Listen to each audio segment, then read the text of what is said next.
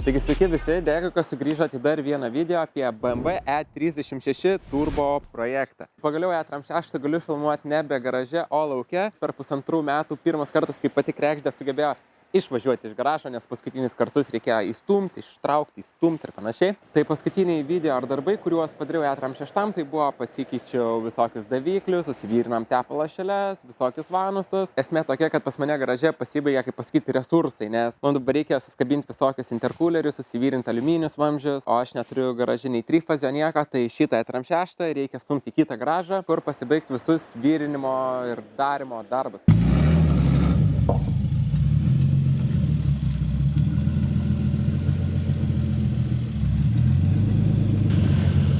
Tai dabartiniai darbai, kuriuos reikia mums pasidaryti šitame garaže, yra, kad pakabinti visą interkulerį, visgeitą, pagaminti oil kančkeną. Iš pradžių aš galvojau pirkti oil kančkeną tiesiog iš interneto, bet tada pašnekėjau su Mantu, kad nusipirksiu pigų ir kuris tikrai netliks savo paskirties. Tai tada jis pasiūlė, kad jis gali pats pagaminti, pasidaryti visus įsiurbimo vamzdžius. Teoriškai reikia padaryti viską, kad mechaniškai būtų pabaigta. Ir realiai iš šito garažo jau turėčiau išvažiuoti pilnai pabaigta visa turbo, kaip pasakyti, setupą. Tai dar prieš pradedant visus šitos darbus pastebėjau, kad labai daug komentarų užduodat apie visokias techninės apžiūras ir kaip su techninė apžiūra, ką darys ir panašiai. Kadangi su tokiom modifikacijom kaip pas mane, visais turbo setupai, žydrom šlangom, savo eiga technikinės jau be šansų pereiti. Ta prasme, yra tik tai pora variantų. Tai pats pirmas variantas yra tiesiog įsimti sportinį pasą, per žiemą susidėti puslankius ir tada nesukant savo galvos, eiti technikinę, tada galėčiau pasidaryti visokių kitokių modų, kokį nors hidraulinį rankinį, dar ką nors. Sekantis variantas yra tiesiog savo visą šitą turbo setupą išsikelt ir įsidėti kitą variklį, tarkim kokį nors 2-litrinį, grinai prieš technikinę, kad viskas atrodytų tvarkingai, pereiti technikinę su kitu varikliu, po technikinės vėl įsikelt variklį, vėl įsidėti kitą variklį ir taip pravažinėti kelius metus. Antras variantas skamba žymiai sunkiau ir kuris reikalauna žymiai daugiau pastangų nei tiesiog gauti sportinį pasą ir nebesukti savo galvos.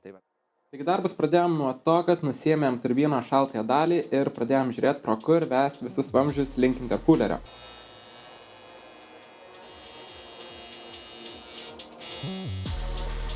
Tai bandėm padaryti taip, kad nereikėtų nei pjaustyti kėbulo, nei daužyti ir viską pro šoną gražiai prasivesti.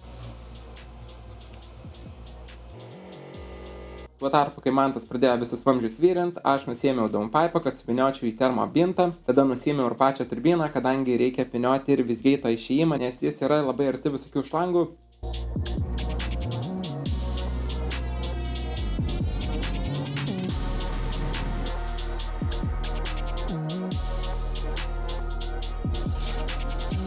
Po kelių dienų gavom trūkstamas dalis, tokias kaip ventiliatorių, visgeitą, interkulerį, aliuminės alkūnės, silikonės šlangas.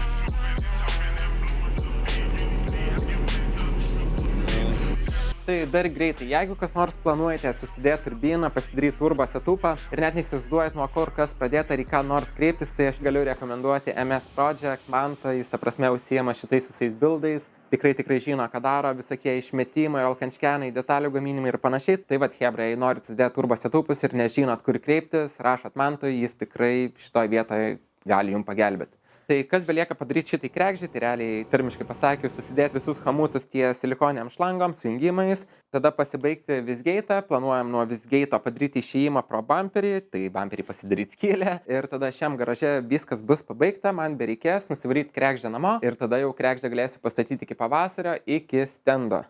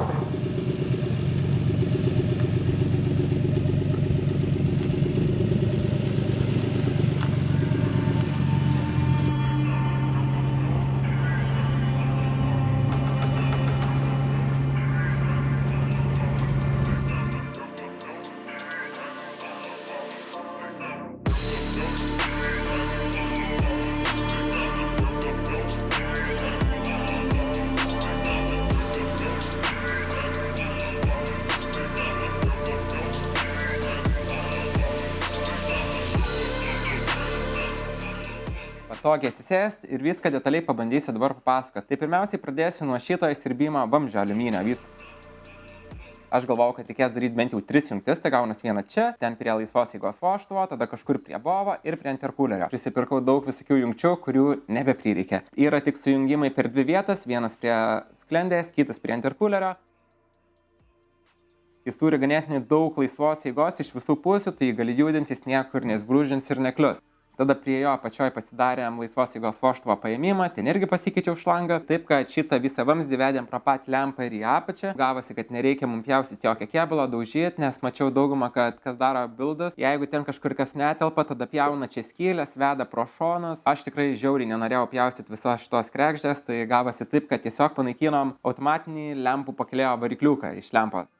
Tada sekantis dalykas yra oil kančkenas, kurį pagamino Mantas, galima pasakyti custom. Aš hebra nepaspėjau jo nufilmuoti kaip gamino, ta prasme, Mantas pradėjo daryti, aš nenufilmau vieną kartą, atvažiavau kitą kartą, jis jau rodo, kad padarė. Tai iš pradžių aš planavau tiesiog užsisakyti iš interneto, nusipirkti, nes mačiau nuo 10 eurų iki kelių šimtų eurų tie oil kančkenai, aš visiškai juos nesuprantu. Žinau, kad tiesiog turi reiti garai ir atskiria tepalus nuo garų. Toks mano ir išmąstymas apie juos. Nes automatiškai nusipirkus didesnio oil kančkeną arba iš interneto man reikėtų kažkur čia kažkas grėžinėt, čia sukinėt arba bandyti įkiš kažkur ten. Dabar išėjo taip, kad šitas oil kančkenas gavo savo vietą, apačioj po kolektorium, jis niekur nesimaišo. Kaip supratau, jeigu tu pirki tuos pigiakus oil kančkenus iš AliExpress, padvam 15 eurų, tai jau vien va šitas visas paėmimas yra žiauriai mažas ir vis tiek tai sirbimo kolektorių ten pati apie barą, ten kartį gali pradėti kaupti slėgis ir jeigu ten mažas labai paėmimas oil kančkeno, tai automatiškai tau gali ir prapūstas visas tarpines. Tu nusipirki naują, tai vis tiek bandai perdarinėti, kad jis atliktų savo paskirtį 100%.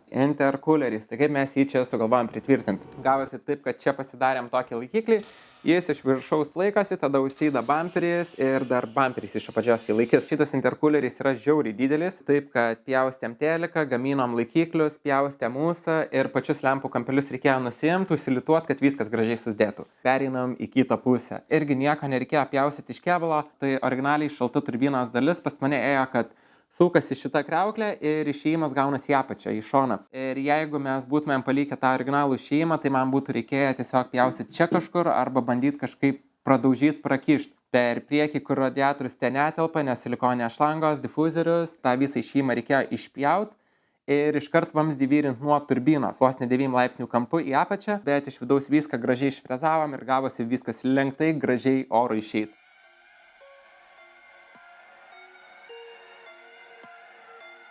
Tai iš šitos lempos irgi reikėjo išimti automatinį varikliuką. Tada išsisprendė kitas dalykas, kad man pagaliau užsidaro kapotas. Pirmas kartas buvo, kad tiesiog rėmėsi visas šitas kampas, sutvarkius kolektorių turbiną pavertus į priekį ir pažeminus, užsidarė kapotas, bet po to rėmėsi tepalo padavimo šlangą. Tai dabar pasidarėm taip, kad 9 laipsnių kampas ir kem 5 ir jis gražiai su turbinos kriauklė susilygino ir dabar viskas užsidaro. Tada čia pasidariau šiokį tokį laikiklį, kad niekas nesitrintų ties dangteliu ir viskas būtų savo vietoje. Dar Mantas sutvarkė lemdą, perjungė visas fiškės, pilnai visus kūro mišinius gali matyti ir kaip kas daros. Tada turim visą šitą visgeitą ir visgeito vamzdį. Tai buvo porą variantų, tai pats pirmas variantas, tai kad aš galvojau jį vestis per kapotą kažkada, bet nusipirkau ne tą kolektorių, šitas atliko ir šiaip tada kapotės skylė būna.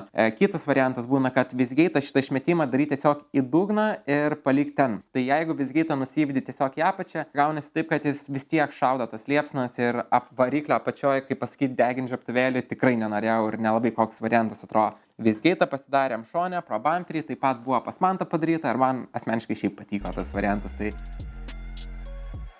kitas dalykas, ką pagamino Mantas, tai yra ventiliatoriaus difuzorius. Tai pirmu kartu aš matydavau internete, kad tuos ventiliatorius tiesiog kabina ant radiatoriaus su tokiais mini hamutais, privežia ir palieka. Galvojau, kad galimai padarysiu tą patį visą variantą, kad tiesiog ventiliatorių prikabinsiu prie radiatoriaus.